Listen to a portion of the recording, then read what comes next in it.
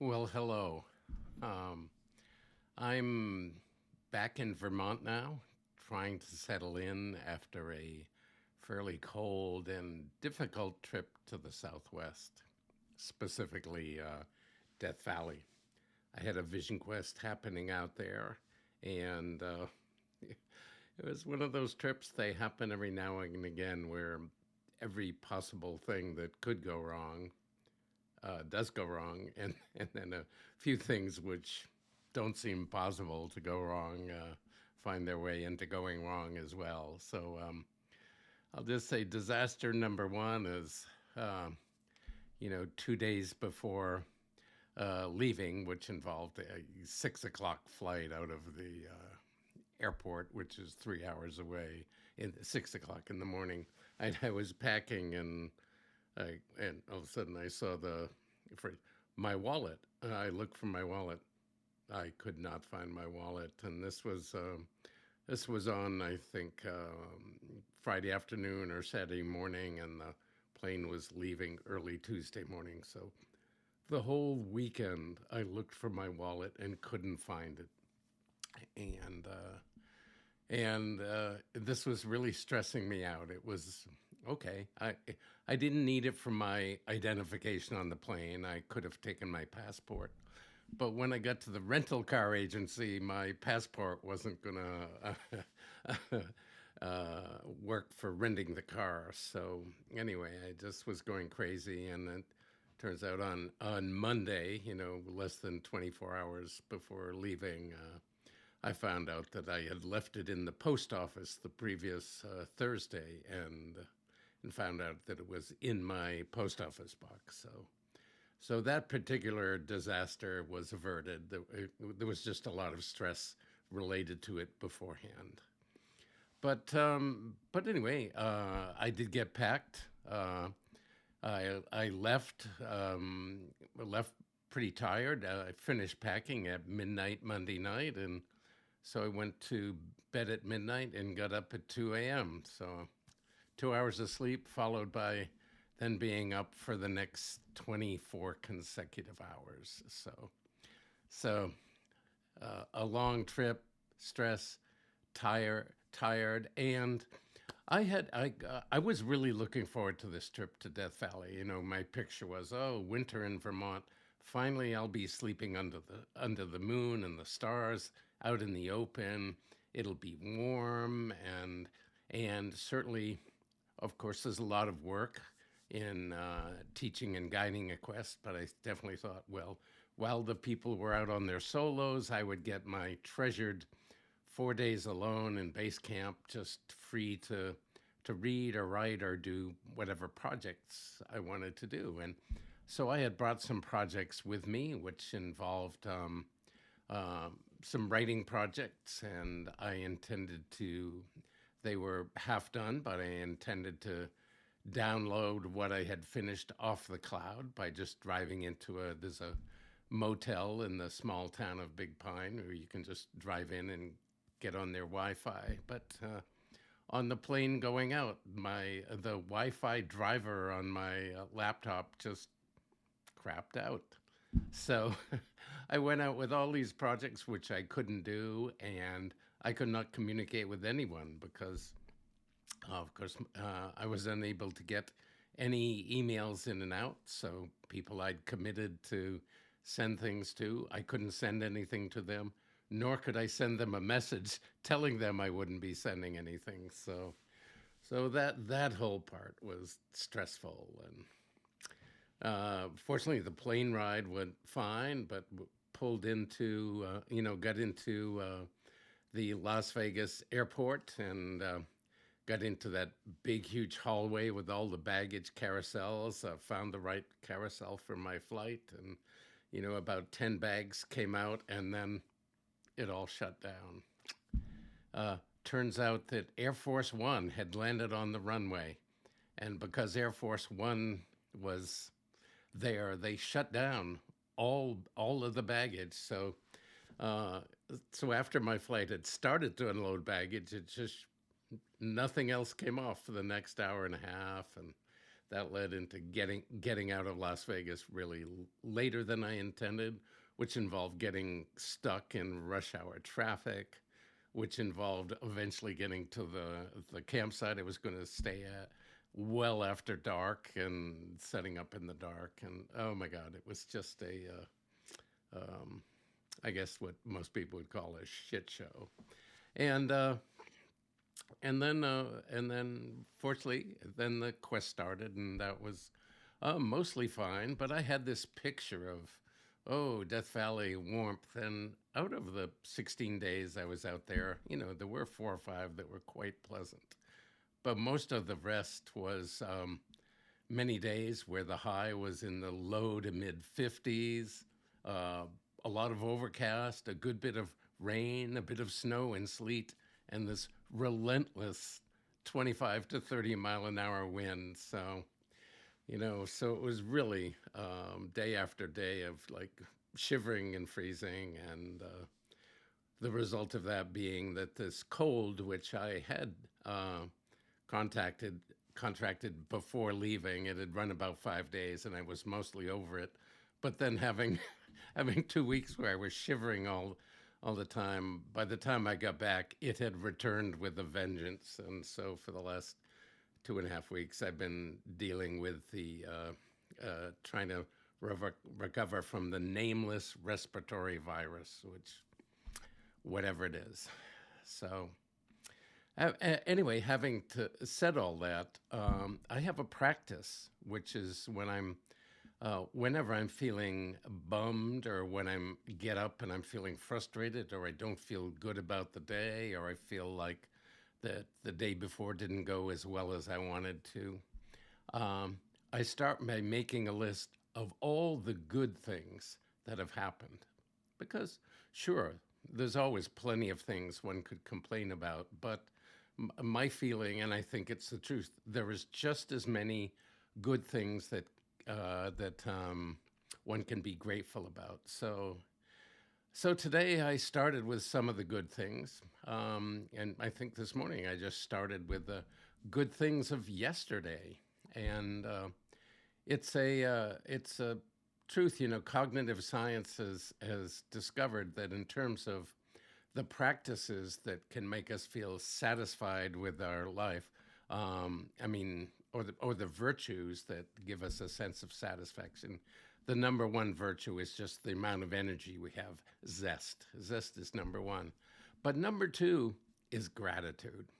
So always when I'm in a funk, it's like, I'll start to write in my journal and say, all right, I'm in a funk. Start with the good things list. And so today I began that way and am feeling a lot better. So, um, after the return from Death Valley, I had about 2 days before uh, going and leading the Mythic Warrior group weekend, and then that was over on Sunday, and Monday was the eclipse, and last night I went to a men's circle, which was just wonderful. So yeah, so my share of good things is I'm happy about this year's version of the Mythic Warrior group. We finished 6 out of the 8 weekends, and I want to say that program, it's just extraordinary. I know many people have been in men's groups, women's groups, and there are others, but I've never seen any kind of group that in any way approaches the depth and the what comes out of the connection and the processes we do. I've never uh, heard any reports of any group that kind of comes close to the depth and the intimacy of that group. And this year it has once again been extraordinary. Um, so at our meeting last night, there was a meeting. There were about 8 or 9 men, and just a lot of sharing. And there were a couple men who shared things that I would like to mention. One was a man who announced that after thinking about it for months and months and months, he had finally made a decision and talked to his boss and had an exit date where he was leaving his job. And this was a job he'd had for 18 years with a tech company, and it was something he was good at and successful at. But that job had felt too small for him for a long, long time, and he shared the excitement and the fear that came with the decision to leave that job.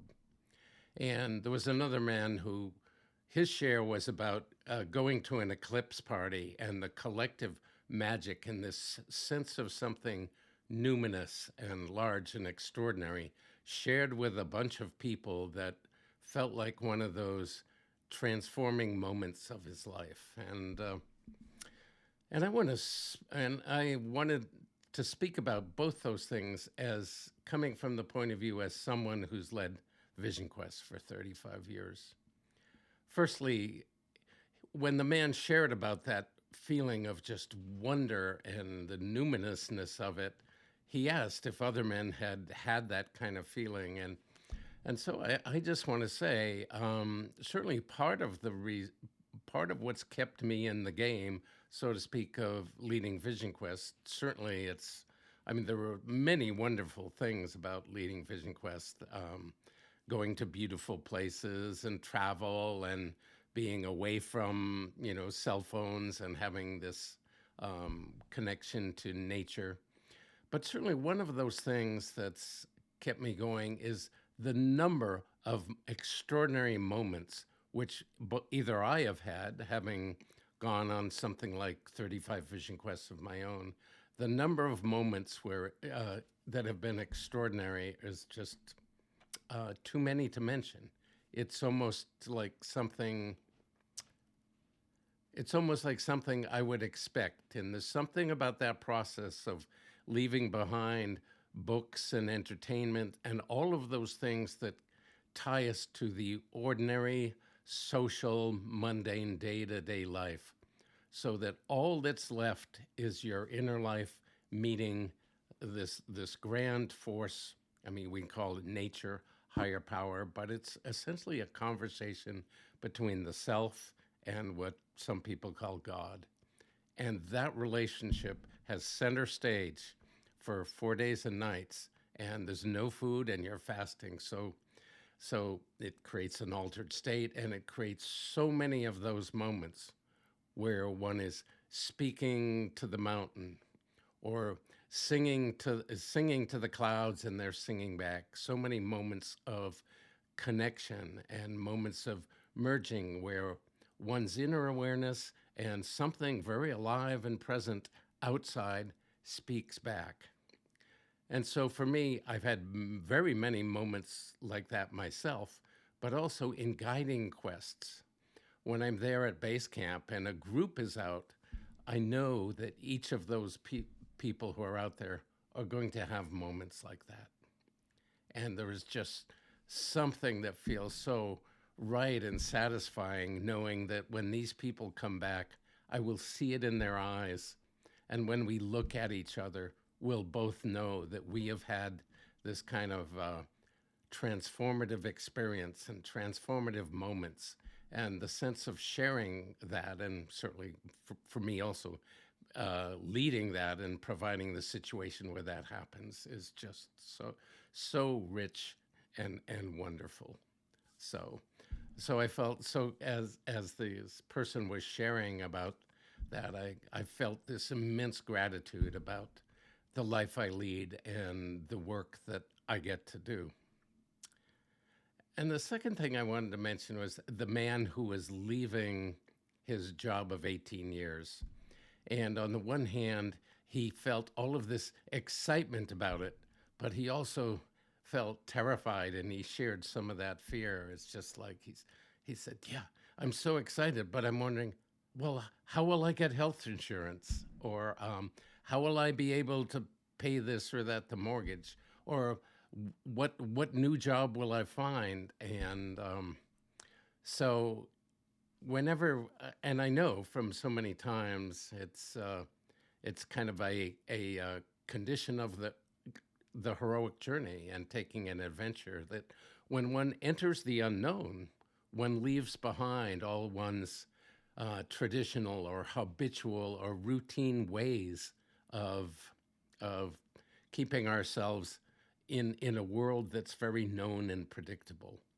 And whenever we step outside of that, it is on at the same time immensely freeing and liberating and terrifying, because all of those fears and insecurities, which we have had these strategies for uh, to defending ourselves against, are gone. And and even though um, the unknown is exciting and full of freedom, it is also traditionally full of, in some sense, fear and terror. And there was a lot of good support for that man last night. People gave him a lot of insights, and I spoke to him as well. But there was another place they came from, and it's again from this time in history had leading vision quests. And that perspective is that going on a vision quest, even though it is, and by far the majority of people who go on vision quests say it's was one of the most powerful and important things they'd done in their lives, it's also a hard thing. To go without food for 4 days and nights feels hard to some people. To go without books or entertainment or distraction uh, it feels hard to people. To go and face fears they might have about nature, cold, animals they're afraid of, feels hard for people. And all of those things are or can be true. But as I listened to the man, what really struck me was, um, having been involved in both my own and so many vision quests, there was a certain comfortableness to that, because I and the people who go on quests have had so many experiences where the theme is, yes, this is really uncomfortable, and that's fine. With this sense of, I don't need to be so afraid, because I've been in so many moments that have felt uncomfortable and know they'll pass. So that the feeling that that man had of this uncomfortableness of not knowing how to get health insurance, it's just like there's a certain sense of resilience and a certain sense of power and a certain sense empowerment that comes from the sense of, oh yeah, I've done difficult things many times. And through that welcoming or opening to difficult things, this sense, the sense is just for me there all the time that, yeah, this might be very difficult, and that's okay. So I want to encourage anybody out there who is in your difficult time, and that may be bringing up all sorts of fears or terror that'll go on forever. First, I'll say it won't. Things always change. But I also mostly want to say that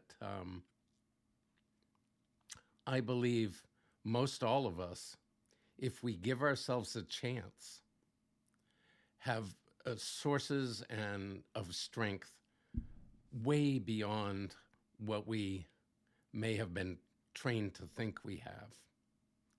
And I've seen that those sources of strength reveal themselves so many times, but they often don't reveal themselves unless they're needed. And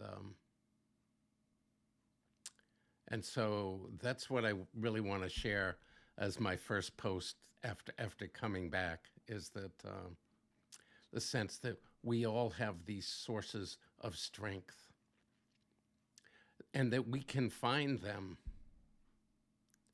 if we just stop finding ways and habits that always make us see ourselves as weak or fearful or damaged or wounded or victims.